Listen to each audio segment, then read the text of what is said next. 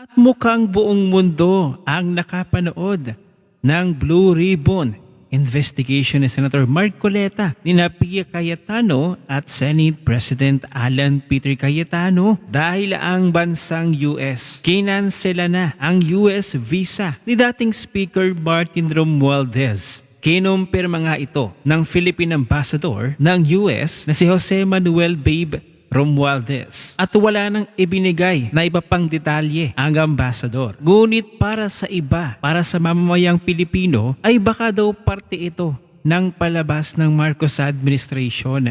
Baka daw ito ay script lamang, parte ng kanilang script. Dahil alalahanin natin, confidential ang ganitong impormasyon. Ang sabi sa komento, hindi ako naniniwala dyan. Drama, palabas lang yan.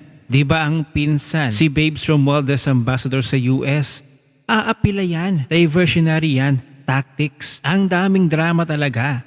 Gusto talaga nilang paniwalain ng mga tao na nag-aaway sila ni Vangag. Pero kung totoo man ang balitang ito at hindi ito parte ng palabas, eh mukhang siguro ito na yung karma para kay Martin Romualdez. Pero ang tanong, papayag kaya ang mag-asawang BBM at Liza na idamay sila ni Martin Romualdez kung sakaling ito ay kakanta na? Kamakailan nga kang ating matatandaan. Ang sabi nga ni Martin Romualdez, hindi siya papayag na mag-isa siyang babagsak. Ang sabi niya kamakailan, lahat ng sangkot ay isasama niya. Kaya nga lang parang kumilos na. Si Kokak naunahan si Romualdez. At kung ebidensya ang pag-uusapan, binahagi naman ni Attorney Levito Baligod ang video na ito na kung saan ang mga Marines ay actual na isinasakay ang maleta sa chopper. Panoorin natin ito. Press mo lang yung yung ayan. Ayun. Ayun. Press mo lang yung Parang si ano yun ah. Si Tambi. Oh. Likod na likod pa lang. Ito pa yung ibang anggulo ng video at iba pa yatang version ng video. Ay, magkaiba nga. Oo. Sir, ano yung helicopter?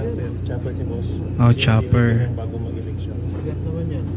Oh, narinig natin, bago daw mag-eleksyon. At pinaniniwalaan pa ng mga netizens na hindi lamang ang video na ito ang ibubulgar ng Brave 18 Marines, kundi napakadami pa silang nakahandang bala kung sakaling hingian pa sila ng kaukulang dokumento pa at ebidensya. Pero heto, malinaw na malinaw ang video.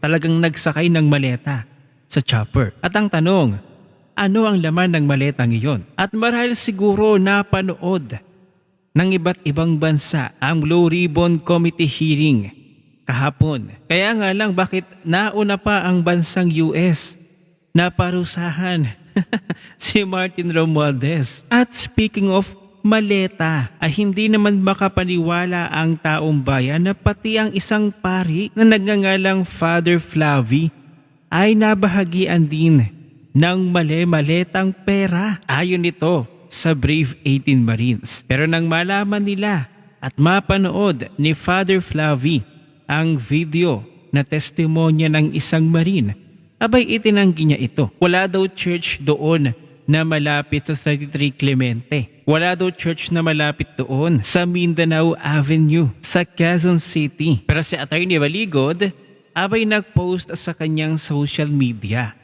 At kitang-kita sa screen, makikita ninyo ang gate 33 Clemente. At nang mag-search kung mayroon ba talagang malapit na simbahan doon, malapit mismo sa Mindanao Avenue sa Quezon City, meron pala doon na Our Lady of the Annunciation Parish and Shrine. Basag ang statement ni Father Flavie. Ito ang video, panoorin natin. Ngayon po niyong banggitin ang pangalan ninyo. Julie Cajao, sir. Sir, outside duty po ako sa isang PR na si Father Flavie. Ayun. Ay hiran ko ng pera doon sa Mindanao. Isang sobre yun, sir. pangalan. Jolie Cadjao, sir. Jolie Cadjao. Hindi pala maleta. Dinalhan po nyo ng pera, ano Si yung... Father Flavi Villanueva. Tapos, sir, mayroong, doon, sir, Anong lugar po yun? sa Mindanao, sa simbahan, sir, sa may gilid ng kalsada. Bakit po kayo Ayun. nagdala ng pera doon sa pari? Kasi, sir, hindi ko ano, sir, kung pang ano nila yun, sir. Basta nagdala na kami ng pera, sir, tapos doon sa 33 Maleta, di ba? Dinala mo? isang sobre, sir, tapos doon, sir, sa 33 Clemente. Baka naman sulat lang pinadala Hindi, sir, sobre. pero, sir, kita ko mismo, sir. Sobre lang? Ay, sir. Tapos sa 33 Clemente, sir, isang maleta. Ayun. Kay Father Flavi, binuhat ko papunta sa sakyan niya. So may isang sobre at isang maleta. Ay, sir. Yun ang nare-recall mo. Ay, sir. Hapon yun sa hapon. Tapos yung suot niya, sir, itim na pangpare.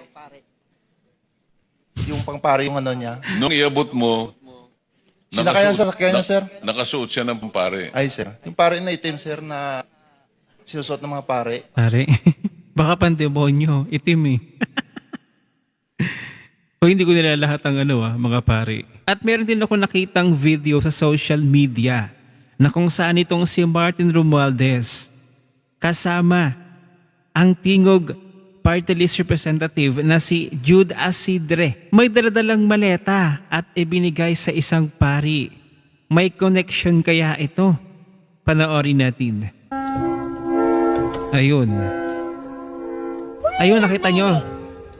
Ayun. Maleta. Ano kaya yun?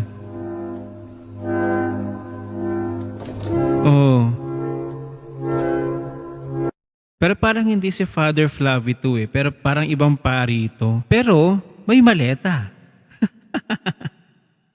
Ewan ko lang kung anong laman ng maletang iyon. Na parang nagiging konektado sa sinasabi ng isang marino. Parang connected kasi same scenario, same din ng paggamit ng maleta. Parang naging traditional na ng mga kurakot na politiko ang maleta. Well, hindi natin alam kung anong katotohanan. Pero ang alam natin, meron naging saksi sa bigayan ng pera sa loob ng maleta. At ano kaya ang inyong masasabi sa pagkansela ng US sa tourist visa ni Martin Romualdez na mismong kanyang pinsan pa na ambassador sa US ang nagbalita? Suspecha ng mga netizens ay isa lamang ito sa palabas ng magpinsan ni BBM at ni Romualdez. At ang iba naman ang sinasabi sa komento ay parang bahagi daw ito ng script ng Marcos admin. Kumbaga, parang ito daw yung magagamit ni BBM para isasama doon sa kanyang zona na malapit na itong darating na July. So ano ba sa tingin ninyo? Palabas lamang ba ito na pagkansela ng tourist visa ng US ni Martin Romualdez ng bansang US? O tunay kaya at hindi kasama sa script ang ginagawa nilang ito ngayon? O kumbaga, karma na ba ito ni Martin Romualdez? Ano ang inyong opinyon? I-share mo na ang video na ito. Mag-iwan ng comment at like sa baba at magkita-kita ulit tayo sa susunod na video.